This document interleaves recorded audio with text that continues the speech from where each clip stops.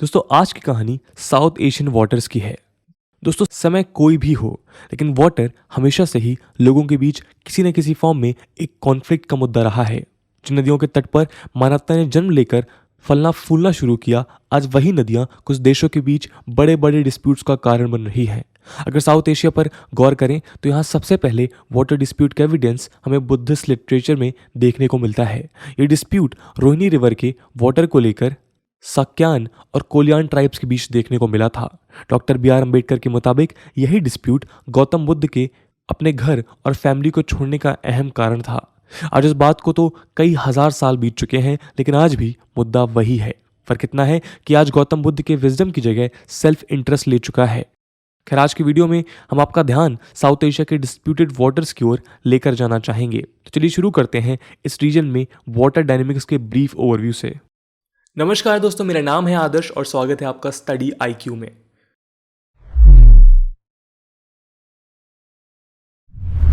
दोस्तों south Asian region north में massive Himalayas और साउथ में वास्ट इंडियन ओशन से घिरा हुआ है। साउथ एशिया की वाटर प्रॉब्लम को यह लाइन एकदम सटीक तरीके से डिफाइन करती है। दोस्तों इस रीजन को हिंदू कुश और हिमालयन माउंटेन रेंजेस फीड करती हैं। इन माउंटेन रेंजेस में दुनिया की फ्रेश वाटर रिसोर्सेज का सबसे बड़ा भंडार पाया जाता है। वर्ल्ड बैंक के मुताबिक इस माउंटेन चेन से 20 रिवर्स ओरिजिनेट होती हैं, जिसमें से मेजरली 4 रिवर्स यानी कि इंडस, गैंगस, ब्रह्मपुत्र और मेघना इस पूरे सब कॉन्टिनेंट की लाइफलाइन है। ये चारों रिवर्स लगभग 27,73,700 किलोमीटर स्क्वायर के एरिया को ड्रेन करती हैं। साउथ एशिया के वेस्टर्न रीजन में इंडस रिवर बेसिन पाकिस्तान और इंडिया को फीड करता है, जबकि नदर्न और नॉर्थ ईस्टर्न रीजन में गैंगस, ब्रह्मपुत्र और मेघना रिवर के बेसिन्स इंडिया, नेपाल, भूटान और बांग्लादेश को फीड करते हैं। लेकिन दुनिया की सबसे लार्जेस्ट रिवर्स होने के बावजूद इस रीजन में वाटर रिसोर्सेज को लेकर बहुत इंटेंस डिस्प्यूट देखने को मिलते हैं। और वो क्यों, आइए देखते हैं।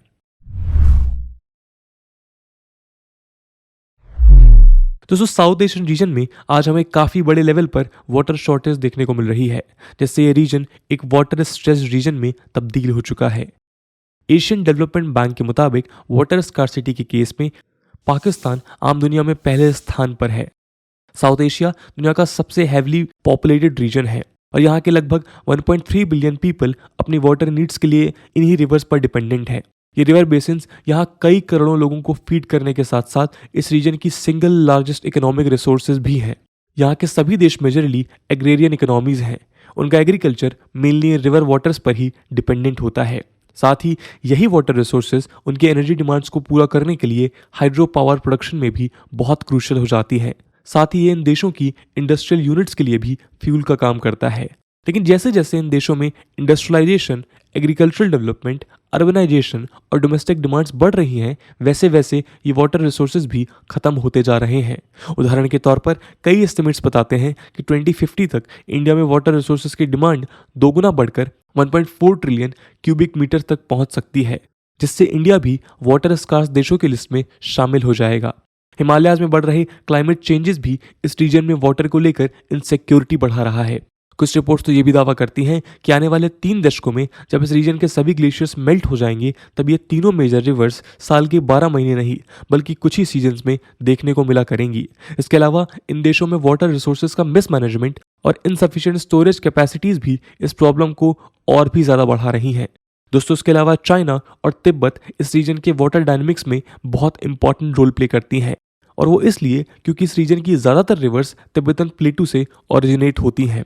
इस वजह से चाइना को अपर मोस्ट रिपेरियन कंट्री का दर्जा दिया जाता है।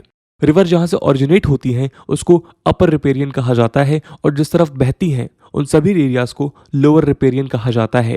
और चाइना और बाकी साउथ एशियन नेशंस के बीच इंडिया की जियोग्राफिकल लोकेशन उसको एक मिडिल रिपेरियन पावर बना देती है। इसी वजह से आप पाएंगे कि अक्सर इस रीजन के सभी वाटर डिस्प्यूट्स में इंडिया किसी न किसी तरह ज़रूर इन्वॉल्व होता है। लेकिन दोस्तों एक अपर रिपेरियन स्टेट होने के नाते चाइना के पास इन वाटर रिसोर्सेज को कंट्रोल करने का एक अनड्यू एडवांटेज मिल जाता है। चाइना की ह्यूज पॉपुलेशन और वहाँ कई हिस्सों में चल रही वाटर शॉर्टेजेस के चलते चाइना की नज़र साउथ एशियन रीजन के इन वाटर टैंक्स पर बनी रहती है, जिससे लोअर रिपेरियन स्टेट्स की चिंताएं और भी बढ़ जाती हैं। तो दोस्तों ये सभी फैक्टर्स इस रीजन में बढ़ रही वाटर स्कार्सिटी और उससे जन्मी इनसिक्योरिटीज को हाईलाइट कर रहे हैं। ऊपर से यहाँ ये reverse man made national boundaries की परवाह ना करते हुए एक देश से दूसरे देश या फिर एक प्रोविंस से दूसरे प्रोविंस में बहती रहती हैं। इन रिवर्स के इसी ट्रांस बाउंड्री नेचर की वजह से ये इस रीजन में वाटर डिस्प्यूट्स का मेन कारण बन जाती हैं, क्योंकि हर एक देश अपनी टेरिटरी से होकर गुजरने वाली रिवर को ज़्यादा से ज़्यादा यूटिलाइज करना चाहता है। दोस्तों, इन सब के अलावा इन डिस्प्यूट्स का सबसे बड़ा कारण हमें इस सब कॉन्टिनेंट की कॉलोनियल हिस्ट्री में देखने को मिलता है।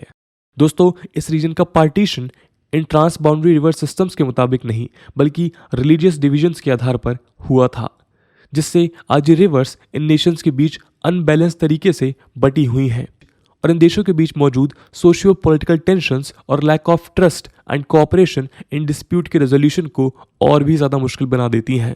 आगे की वीडियो में हम रीजन के 3 प्रोमिनेंट वाटर डिस्प्यूट्स को समझने की कोशिश करेंगे। तो चलिए इन डिस्प्यूट्स को देखते हैं। दोस्तों, पंजाब के पार्टीशन में इंडिया और पाकिस्तान के बीच एक ऐसा बॉर्डर ड्रॉ किया गया जिससे इंडस रिवर सिस्टम पूरी तरह से डिसरप्ट हो गया। इस सिस्टम की बागडोर इंडिया के हाथों में आ गई, यानी कि इंडिया एक अपर रिपेरियन स्टेट और पाकिस्तान एक लोअर रिपेरियन स्टेट बन गया। लेकिन आपको बता दें कि पाकिस्तान का 90% फूड और उनकी 65% एम्प्लॉयमेंट एग्रीकल्चर और एनिमल हस्बेंड्री पर डिपेंड करती है, जो डायरेक्टली इंडस रिवर वाटर पर निर्भर है। इसलिए इंडस रिवर सिस्टम पाकिस्तान के लाइवलीहुड का सवाल बना रहा, लेकिन इंडिया को भी अपनी डेवलपमेंट नीड्स और इकोनॉमिक ग्रोथ के लिए इन वाटर्स की ज़रूरत थी।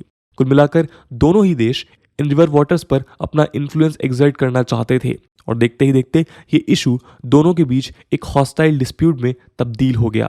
हालांकि 1960 में वर्ल्ड बैंक की मदद से दोनों देशों के बीच इंडस रिवर्स को आपस में बांटने का एक समझौता तय हुआ। इसको इंडस वाटर ट्रीटी के नाम से जाना गया। इसके अंतर्गत इंडस रिवर सिस्टम की ईस्टर्न रिवर्स यानी कि रवि, सतलुज और ब्यास इंडिया के हिस्से में आएंगी और वेस्टर्न रिवर्स यानी कि इंडस, चेनाब और झेलम पाकिस्तान के पास चली गईं। इसमें कुछ स्पेसिफिक पर्पसेस के लिए दोनों देशों को एक दूसरे के रिवर वाटर्स को यूज करने की लिमिटेड राइट्स भी दिए गए, लेकिन इसका ये मतलब बिल्कुल नहीं था कि एक देश में ये यूज दूसरे देश में उस रिवर के नेचुरल फ्लोर के साथ छेड़छाड़ करे। हालांकि इस ट्रीटी के बाद दोनों देश कभी भी किसी वाटर वॉर में एंगेज नहीं हुए हैं, लेकिन 1999 में दोनों देशों के बीच की टेंशन्स बहुत ज़्यादा बढ़ गई जब इंडिया ने चेनाब रिवर के ऊपर बगलीहट डैम का कंस्ट्रक्शन शुरू किया। यहाँ पहला इशू तो ये था कि रिवर पाकिस्तान के हिस्से में थी और दूसरा, पाकिस्तान इस डैम के डिज़ाइन के बिल्कुल खिलाफ था। इस मुद्दे को एक बार फिर वर्ल्ड बैंक के पास ले जाया गया, लेकिन 2006 में पाकिस्तान की अपील को रिजेक्ट कर दिया गया। इंडस वाटर ट्रीटी को आज 60 साल से भी ज़्यादा हो चुके हैं, लेकिन आज तक इन दोनों देशों के वाटर डिस्प्यूट्स में कोई खास सुधार देखने को नहीं मिला है। और तो और 2016 के बाद से तो ये ट्रीटी कश्मीर मुद्दे को लेकर दोनों देशों के पॉलिटिकल डिस्प्यूट्स में फंस कर रह गई है। साथ ही इंडस रिवर सिस्टम की अपस्ट्रीम का कंट्रोल चाइना के पास भी है।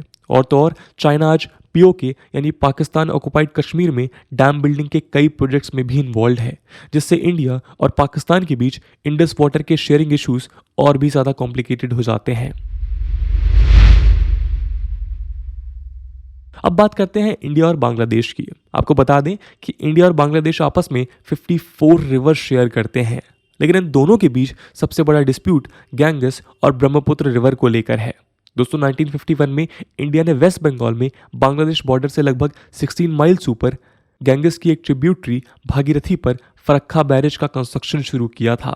इससे भागीरथी के वाटर को गैंगस की एक दूसरी ट्रिब्यूटरी हुगली में डाइवर्ट कर दिया गया ताकि कलकत्ता पोर्ट को पूरे साल ऑपरेट किया जा सके।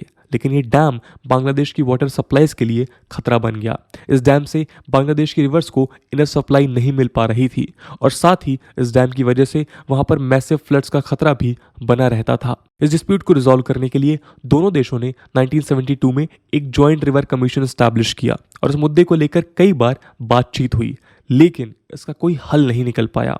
1977 में बांग्लादेश ने इस डिस्प्यूट को यूनाइटेड नेशंस जनरल असेंबली में रेज किया। इसी के चलते दोनों देशों के बीच 1977 में गंगा वाटर एग्रीमेंट साइन किया गया, जिसमें दोनों देशों के बीच इस रिवर के डिस्ट्रीब्यूशन को अगले 5 सालों के लिए तय कर दिया गया। लेकिन इनको 5 साल बाद फिर से रिन्यू नहीं किया गया और दोनों देशों के बीच ये टेंशन्स लगातार बनी रही। 1996 में दोनों ने ही Ganga water sharing treaty sign की, जिसमें दोनों ने अगले 30 सालों के लिए इस रिवर के लिए एक वाटर शेयरिंग मैकेनिज्म अडॉप्ट किया। लेकिन इन सभी एफर्ट्स के बावजूद आज भी बांग्लादेश को ड्राई सीजन में इनफ सप्लाईज नहीं मिल पा रही हैं। और तो और ये ट्रीटी 2026 में एक्सपायर हो जाएगी। उसके बाद इसके रिन्यूअल में आने वाले इश्यूज बांग्लादेश की वाटर सप्लाईज के लिए और भी ज़्यादा खतरा है। इसके अलावा इन दोनों देशों के बीच एक और प्रोमिनेंट वाटर डिस्प्यूट है और वो है तीस्ता रिवर को लेकर। Teesta river north east Bangladesh की एक बहुत इंपॉर्टेंट रिवर है। ये सिक्किम से शुरू होती है और वेस्ट बंगाल से होते हुए बांग्लादेश में जाकर ब्रह्मपुत्र के साथ मिल जाती है। तीस्ता रिवर बेसिन में लगभग 30 मिलियन लोग रहते हैं जो डायरेक्टली या इनडायरेक्टली अपने लाइवलीहुड के लिए इसी रिवर पर डिपेंडेंट हैं। इसमें से 21 मिलियन लोग केवल बांग्लादेश के हैं। यहाँ आप देख सकते हैं कि बांग्लादेश की पॉपुलेशन का कितना बड़ा हिस्सा अपने लाइवलीहुड के लिए तीस्ता पर डिपेंडेंट है। यहाँ इशू ये है कि इंडिया इस रिवर का 55% हिस्सा क्लेम करता है, जबकि बांग्लादेश उनकी ड्राई सीजन में इस रिवर का 50% एक्सेस चाहता है। वाटर शेयरिंग की परसेंटेज के साथ साथ यहाँ डिस्प्यूट का दूसरा बड़ा मुद्दा इस पर बनाए गए हाइड्रो पावर प्रोजेक्ट्स को लेकर है। इस रिवर पर सिक्किम और वेस्ट बंगाल में कई हाइड्रो पावर प्रोजेक्ट्स बनाए गए हैं, जिसकी वजह से बांग्लादेश को ड्राई सीजन में अक्सर ड्रॉट्स और वेट सीजन में मैसिव फ्लड्स का सामना करना पड़ता है। गंगा वाटर डिस्प्यूट की ही तरह इस रिवर की वाटर शेयरिंग को लेकर भी दोनों देशों के कई समझौते हुए, लेकिन उनको कभी भी लागू नहीं किया जा सका। दोस्तों, कई एक्सपर्ट्स का मानना है कि इस रीजन में इंडिया अपने अपर रिपेरियन स्टेटस की वजह से एक हाइड्रो हेजिमन की तरह बिहेव करता है, जबकि दूसरे एक्सपर्ट्स कहते हैं कि इंडिया के इसी नेचर की वजह से इस रीजन के ट्रांस बाउंड्री वाटर इंटरैक्शंस आज काफ़ी हद तक स्टेबल हैं। खैर, ये चीज़ तो अपने आप में एक अलग डिबेटेबल इशू है, लेकिन एक जो बात तय है वो ये है कि आने वाला समय इस बढ़ती वाटर शॉर्टेजेस की वजह से ये डिस्प्यूट्स और भी ज़्यादा बढ़ने वाला है। इस इशू का नेचर ही कुछ ऐसा है कि जब तक यहाँ पर इन्वॉल्व सभी स्टेक होल्डर्स एक साथ कॉपरेशन का हाथ आगे नहीं बढ़ाएंगे, तब तक ये डिस्प्यूट्स कभी रिजॉल्व नहीं हो पाएंगे। और इसके लिए उनको वाटर जैसे क्रूशल रिसोर्स को डीपॉलिटिसाइज करके और अपने पर्सनल गेन्स को साइड में रखकर आपस में ट्रांसपेरेंसी और म्यूचुअल ट्रस्ट को बिल्ड करने की बेहद ज़रूरत है। तो दोस्तों, ये थी कहानी साउथ एशिया के वाटर डिस्प्यूट्स की। आपके हिसाब से इन डिस्प्यूट्स को रिजॉल्व करने के क्या प्रॉपर मेजर्स हो सकते हैं? कमेंट सेक्शन में ज़रूर बताइएगा। आज की वीडियो के लिए इतना ही। आई होप आपको वीडियो पसंद आई होगी, और अगर पसंद आई है तो अपने दोस्तों के साथ शेयर करना मत भूलिएगा। हम मिलते हैं अगले वीडियो में, तब तक के लिए जय हिंद, जय भारत।